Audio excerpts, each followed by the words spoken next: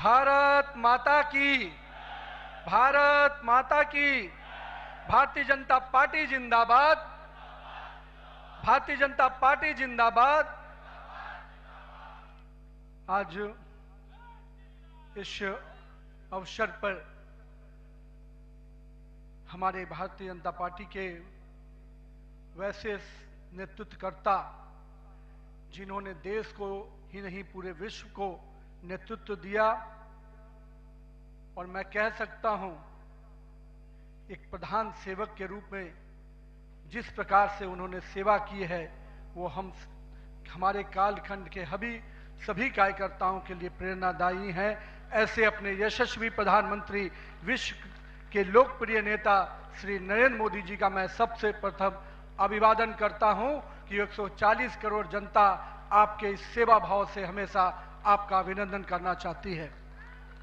हमारे बीच में भारतीय जनता पार्टी के पूर्व के राष्ट्रीय अध्यक्ष, वर्तमान में भारत सरकार के रक्षा मंत्री आदरणीय श्री राजनाथ सिंह जी, भारतीय जनता पार्टी के पूर्व के अध्यक्ष और हमारे गृह मंत्री आदरणीय श्री अमित शाह जी, और मैं जिस शख्सियत को सबसे पहले आज के इस अवसर पर जरूर प्रणाम करना चाहता हूं और नमन करता हूं, अभिनंदन करता हूं अपने निवर्तमान अध्यक्ष और भारत सरकार के केंद्रीय स्वास्थ्य मंत्री आदरणीय जेपी नड्डा जी को, हमारे पूर्व राष्ट्रीय अध्यक्ष और देश में सड़क परिवहन और राज्य मार्ग मंत्री के रूप में अपना अलग छवि बनाने वाले आदरणीय नितिन गडकरी जी, भारतीय जनता पार्टी के सभी संसदीय बोर्ड के सदस्यगण, राष्ट्रीय संगठन महामंत्री बीएल संतोष जी, और जिन्होंने इस पूरी चुनाव प्रक्रिया को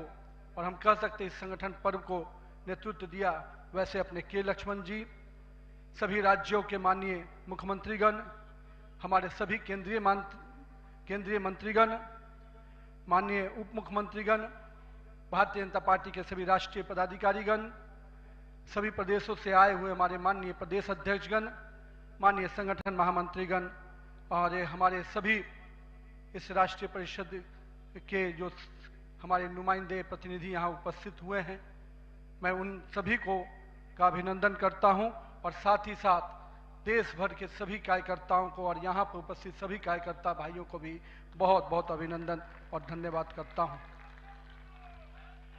आज मैं सर्वप्रथम हृदय की गहराइयों से आप सबका आभार व्यक्त करता हूं जो हमारे मंच पर शीर्ष पर बैठे हैं, हमारा शीर्ष नेतृत्व और यहाँ पर बैठा हुआ पार्टी का वैसा नेतृत्व जिसने हर बूथ तक भाजपा के विस्तार में योगदान दिया है।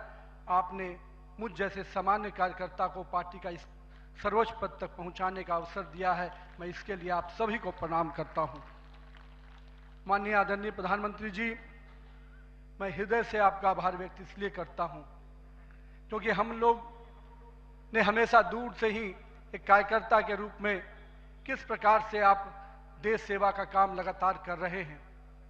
हमने हमेशा देखा कि जब पहली बार मैं गुजरात के आनंद में आपके साथ एक कार्यक्रम में शिरकत किया था, मुझे याद है मैं उस समय राष्ट्रीय महामंत्री था और मैंने कहा जब आपको उस समय सद्भावना मिशन के कार्यक्रम में एक एक व्यक्ति को सुनते देखा और जब कार्यक्रम की समाप्ति के बाद आपने अपना ग्रीन रूम में हम लोग से जब बातचीत किया तो किस भाव से वो इतने बड़ी संख्या में गुजरात के लोग आते क्यों हैं, आपने हम वहां पर बैठे हुए लोगों को समझाया कि ये व्यक्ति, ये जो इतने लोग आते हैं, ये केवल हमसे गुजरात की जो भावना जुड़ी है, जो विकास की भावना गुजरात को हमने अपने साथ जोड़ा है, इसके कारण इतने लोग आते हैं।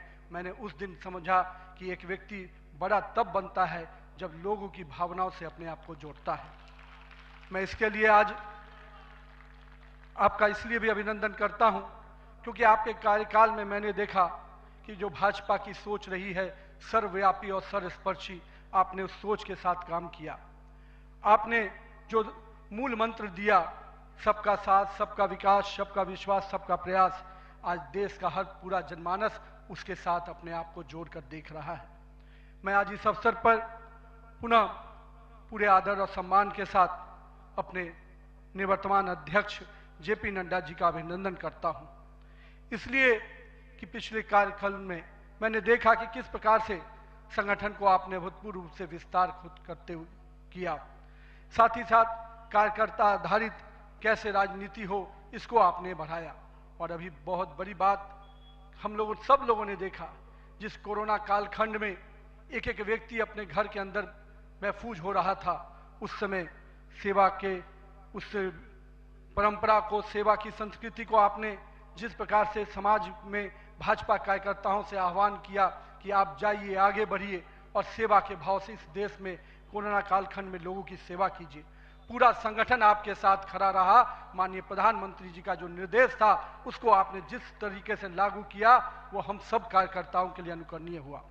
और मैं इसलिए उस समय को याद करता हूं कि जब विपक्ष के लोग घर में दुबके थे और भाजपा कार्यकर्ता हर काल कोरोना के पीड़ितों की सेवा में लगा था, वो कहीं ना कहीं माननीय प्रधानमंत्री जी का यशस्वी नेतृत्व था, आपका मार्गदर्शन था, तभी हम उस कालखंड से, उस आपदा से निकलकर बाहर आ पाए। मैं आज इस अवसर पर पार्टी के अपने पूर्व के सभी राष्ट्रीय अध्यक्ष को स्मरण भी करता हूं और हमारे कई राष्ट्रीय अध्यक्ष जो यहां पर बैठे हैं, मैं उनका भी अभिवादन करता हूं। मैं देखा हूं 2006 में मैं पहली बार जब विधायक बना, उस कालखंड से लेकर किस प्रकार माननीय हमारे पूर्व के राष्ट्रीय अध्यक्ष राजनाथ सिंह जी ने पार्टी के कामों को हमेशा हर कार्यकर्ता से जुड़ने का प्रयास किया। मैंने जब नितिन गडकरी जी को देखा तो मैंने देखा कि किस प्रकार से संगठन के हर मोर्चा और सेल को उन्होंने गढ़ने का काम किया। और मैंने जब गृह मंत्री जी को राष्ट्रीय अध्यक्ष के रूप में देखा तो बूथ तक के कार्यकर्ताओं की चिंता करते हुए मैंने उनको देखा। मैंने उनको इस रूप में देखा कि किस प्रकार से आज पार्टी का जिस स्थान पे हम लोग आज खड़े हैं, कार्यालय कार्यकर्ता के लिए मैं कह सकता हूं तीर्थ स्थान होता है, और जहां से कार्यकर्ता अपनी ताकत पाता है, उस कार्यालय को भी आपने किस प्रकार से पूरे देश में निर्माण करने की योजना बनाई। और आज हर बूथ का कार्यकर्ता अपने आप को उस तीर्थ पर जाकर अपने आप को धन्य महसूस करता है। मैं आज अपने पूर्व के सभी राष्ट्रीय अध्यक्षों को इस अवसर पे बहुत बहुत अभिनंदन करता हूं और साथ ही साथ उन सब को स्मरण करते हुए उनका आभार व्यक्त करता हूं कि उन्होंने पार्टी को इस मुकाम तक पहुंचाने में बहुत बड़ा योगदान दिया है। मैं आज नमन करता हूं उन लाखों कार्यकर्ताओं को जिन्होंने पार्टी का संगठन, राष्ट्रवाद के विचार और भारत माता की मान बढ़ाने के लिए अपना जीवन न्यौछावर किया। आज उनकी तपस्या और त्याग ही है का परिणाम है कि आज पार्टी इस ऊंचाई तक पहुंच पाई है। मैं उस भूमि से आता हूं जहां महात्मा बुद्ध, महावीर, चाणक्य, सम्राट अशोक, आर्यभट्ट, गुरु गोविंद सिंह, जेपी, राजेंद्र बाबू और जननायक कर्पूरी ठाकुर की वो भूमि को भी मैं नमन करता हूं। उस पाटलिपुत्रा की भूमि को भी नमन करता हूं। साथ ही साथ इस अवसर पे मैं अपने माता और पिता को भी निश्चित रूप से स्मरण करते हुए उनको नमन करता हूं, क्योंकि कहीं ना कहीं आज मेरे व्यक्तित्व में किसी एक शख्सियत का मैं मानता हूं तो निश्चित रूप से मेरे माता पिता का संस्कार, पार्टी का विचार और कहीं ना कहीं मेरे बड़ों का मार्गदर्शन मुझे यहाँ तक पहुँचाया है और मेरे कार्यकर्ताओं का स्नेह मुझे यहाँ पर पहुँचाया है। आज के दिन मैं अपने क्षेत्र की जनता को भी प्रणाम करता हूँ, जिसने मुझे एक विधायक के रूप में चुना जरूर, पर संगठन ने मुझे जिस प्रकार से गढ़ने का काम किया, आज मैं इसी कारण से उस जनता के आशीर्वाद और पार्टी के मार्गदर्शन के कारण यहाँ तक पहुँच पाया हूँ। आज का क्षण मेरे लिए संकल्प का क्षण है। आज सिर्फ एक पद को धारण नहीं कर रहा हूँ, मैं पार्टी के इस विचार को, परंपराओं को, एक राष्ट्रवादी आंदोलन की जिम्मेदारी को स्वीकार कर रहा हूँ। और मैं इस अवसर पर साथ अपने सभी वरिष्ठ कार्यकर्ताओं को भी प्रणाम करता हूँ। साथियों, हम लोगों ने देखा है श्यामा प्रसाद मुखर्जी जी का प्रखर राष्ट्रवाद किस प्रकार से हमारे हर कार्यकर्ताओं के मन में बसा हुआ है। पंडित दीनदयाल जी के उपाध्याय के अंत्योदय और माननीय स्वर्गीय अपने सदैव भारत रत्न अटल बिहारी वाजपेयी जी का सुशासन की राजनीति, आज माननीय प्रधानमंत्री जी उसको आत्मसात करते हुए विकसित भारत की परिकल्पना हम सबके सामने रखी है। और आज 140 करोड़ भारतवासी अपने आप को इस विकसित भारत के सपने के साथ जोड़कर देश को आगे बढ़ाने में लगा है।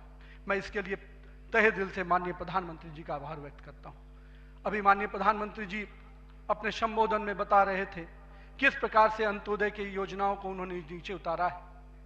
जल जीवन मिशन ही नहीं, हम महिलाओं को 11 करोड़ शौचालय की योजना को भी याद करना चाहेंगे। किस प्रकार से महिलाओं का सम्मान बढ़ा, 4 करोड़ लोगों को पक्के मकान मिले, 42 करोड़ लोगों को आयुष्मान भारत, 56 करोड़ लोगों के जनधन खाते खुले। मुझे आज भी याद है जब जनधन खाता खोलाने की बात हो रही थी तो कई लोग देश में, जब हम भाजपा के लोग इसको आगे बढ़ा रहे थे तो लोग हमारा मजाक उड़ा रहे थे। पर मैं आज भी मानता हूं गरीब के खाते में अगर 1 रुपया दिल्ली से चलता है तो 1 रुपया अगर गरीब के खाते में पहुंच पाता है तो ये कहीं ना कहीं उस जनधन खाते का वरदान के रूप में मैं देखता हूं। मैं आज के दिन माननीय प्रधानमंत्री जी के इस सबके साथ और सबके विकास के इस नारे को फलीभूत होता देख रहा हूं। हम लोगों ने लंबे समय से कुछ नारे को, भाजपा के कार्यकर्ता, हमारे जनसंकाल के कार्यकर्ता लगातार कुछ नारे को गढ़ते थे।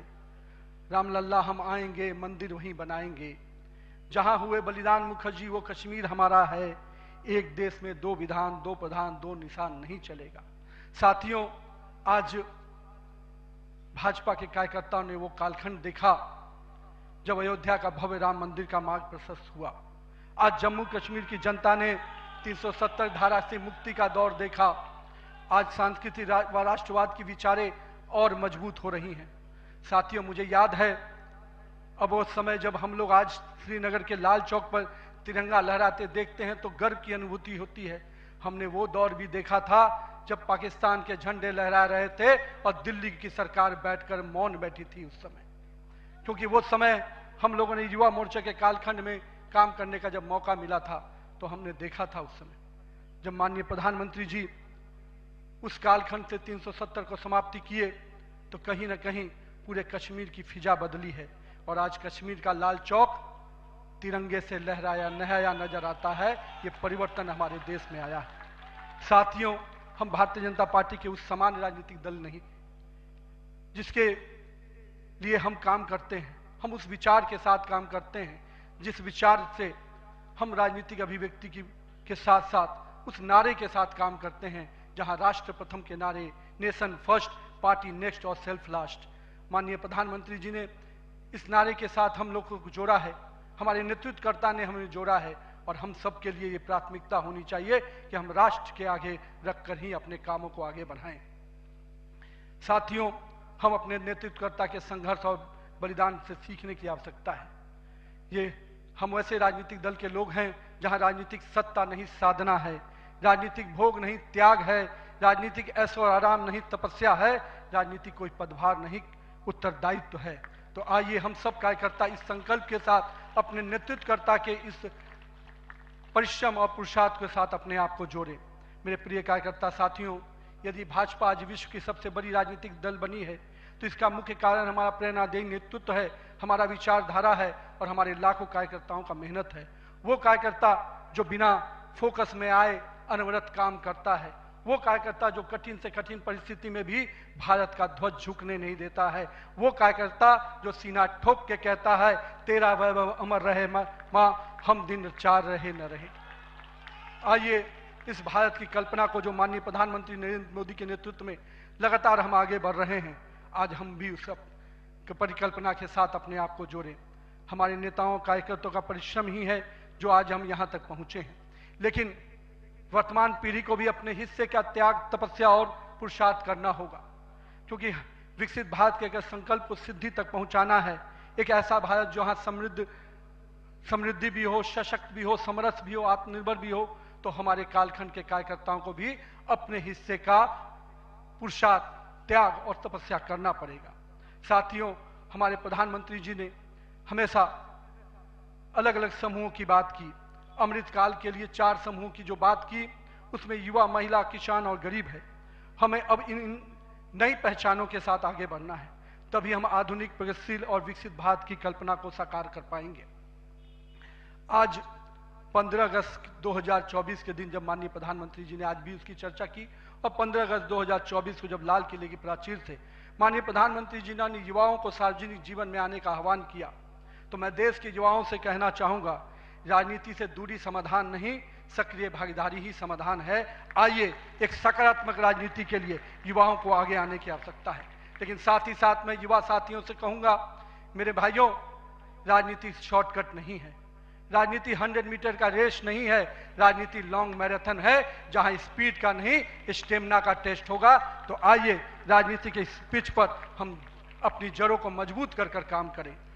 और भारतीय जनता पार्टी का वॉच टावर तो बहुत स्ट्रांग होता है मित्रों, इसलिए आप अपने बूथ में निरंतर रूप से काम करते रहिए, अपने मंडल में काम करते रहिए। भाजपा का वॉच टावर, भाजपा का केंद्रीय नेतृत्व इतना मजबूती तरीके से हर पारी से नजर रखता है, कहीं ना कहीं आपको भी उस मुकाम तक पहुंचाएगा। साथियों, आज जब भारतीय जनता पार्टी के कार्यकर्ता, माननीय प्रधानमंत्री जी अभी हम सबको बता रहे थे कि किस प्रकार से पंचायत से पार्लियामेंट तक का सफर के लिए हर एक कार्यकर्ता लगे, हम आज इस अवसर पर जहां केरल, महाराष्ट्र, गोवा और अरुणाचल प्रदेश के स्थानीय निकायों में हुई शानदार जीत के लिए अपने सभी कार्यकर्ताओं को और उस क्षेत्र की जनता का भी आभार व्यक्त करते हैं। लेकिन मित्रों, अगर पंचायत से पार्लियामेंट का सफर तय करना है और लगातार हर जगह पर भारतीय जनता पार्टी का परचम लहराना है, तो हमको अपने समय के लिए पूरा मेहनत और परिश्रम की पराकाष्ठा करनी होगी। क्योंकि अगर 2047 का विकसित भारत बनाना है तो हमको भी अपने पूरे मेहनत और परिश्रम के साथ उसमें जुड़ना होगा। साथियों, हाल में हमने देखा किस प्रकार से तमिलनाडु के एक पहाड़ी के पवित्र कार्तिकेय दीपम को रोकने का प्रयास विपक्षी दलों के द्वारा किया गया। यह नहीं है किसी रोकने के लिए विपक्ष के लोगों ने साजिश नहीं की। हमें याद है, हम लोग अभी हाल में देख रहे थे किस प्रकार से न्यायाधीश के विरुद्ध भी महाभियोग लाने का प्रयास किया गया। आज हम जब सोमनाथ की बात करते हैं और स्वाभिमान पर्व मनाने की प्रयास करते हैं तो विपक्षी दलों के लोगों को तकलीफ होती है। हमारा मानना है कि इस तरह की परंपराओं को रोकने वाली ताकतों को परास्त करने की आवश्यकता है। राम सेतु के अस्तित्व को नकारने वाले, कार्तिकेय दीपम का विरोध करने वाली ताकतों को भारत की राजनीति में अब कोई स्थान नहीं मिल सकता, ऐसा हमें प्रयास करना है। साथियों, अगले कुछ महीने में तमिलनाडु, असम, बंगाल, केरल और पुडुचेरी में चुनाव होने जा रहा है और वहां की डेमोग्राफी की पूरी चर्चा हो रही है। किस प्रकार से बदले हुए डेमोग्राफी में वहां चीजें बदल रही हैं और हमारे लिए अपने आप में एक चुनौती है। लेकिन हम पूरी तरह से आश्वस्त हैं कि भाजपा का कार्यकर्ता अपने संघर्ष और परिश्रम के बल पर इन 5 राज्यों में सशक्त भाजपा का नेतृत्व प्रदान करने जाएगा। और हम हमेशा विश्वास करते हैं कि हमें अपनी आस्थाओं के केंद्र के लिए और सनातन परंपराओं को केंद्र को बचाने की लड़ाई अगर लड़नी है तो निश्चित रूप से अपने देश को सुरक्षित रखने की लड़ाई लड़नी है तो इन 5 राज्यों में हमें एक मजबूत ताकत बन के आना है। आज हमारे राष्ट्र की चेतना का उद्घोष का समय वंदे मातरम का 150वीं वर्षगांठ मना रहे हैं। वंदे मातरम का स्मरण आते ही मन में ऊर्जा और उत्साह बढ़ जाता है। हमें पूरा ध्यान में है कि एक एक व्यक्ति जब वंदे मातरम का जय घोष करता है तो उसके अंदर से जो ऊर्जा आती है वही ऊर्जा इस देश को आगे बढ़ाने में काम आती है। तो आइए हम सबको मिलकर 150वीं वर्षगांठ को हर जन जन तक पहुंचाएं, हर युवा तक पहुंचाएं, हर महिला तक पहुंचाएं, क्योंकि वंदे मातरम हमारे अंदर का वो विश्वास है जो इस देश के विकास के साथ जुड़ेगा।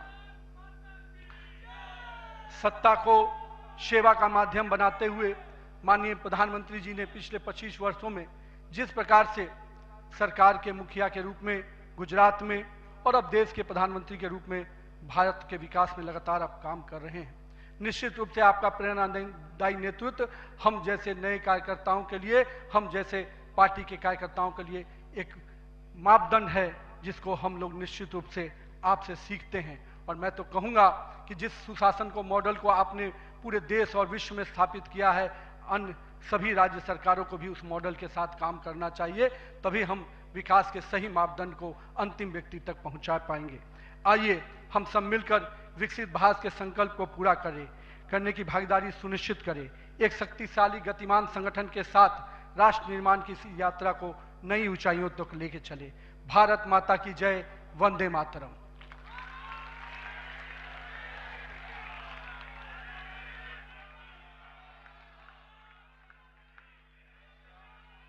बहुत बहुत धन्यवाद आदरणीय नितिन नवीन जी। आपके प्रेरणादायी शब्दों से पूरे देश का भारतीय जनता पार्टी का कार्यकर्ता आपके शब्दों पे चलेगा, ये मुझे विश्वास है। मैं आदरणीय प्रधानमंत्री जी सभी नेताओं का धन्यवाद करता हूं और अभी हम सब राष्ट्रगान से इस कार्यक्रम की समाप्ति करेंगे।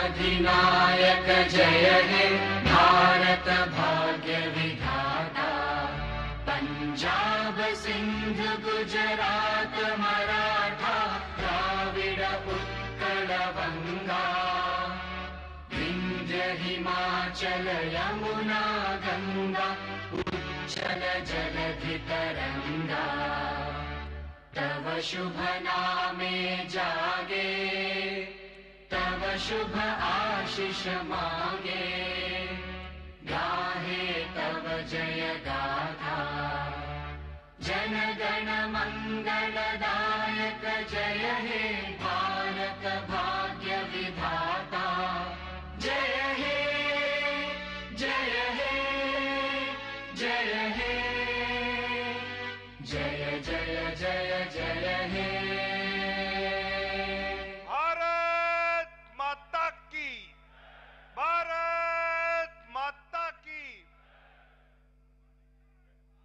हम सब अपने अपने स्थान पर बैठ जाए। नितिन नवीन बीजेपी के नए राष्ट्रीय अध्यक्ष बन चुके हैं। बीजेपी के 12वें राष्ट्रीय अध्यक्ष बने हैं नितिन नवीन। वहीं नितिन नवीन बीजेपी के सबसे युवा राष्ट्रीय अध्यक्ष है।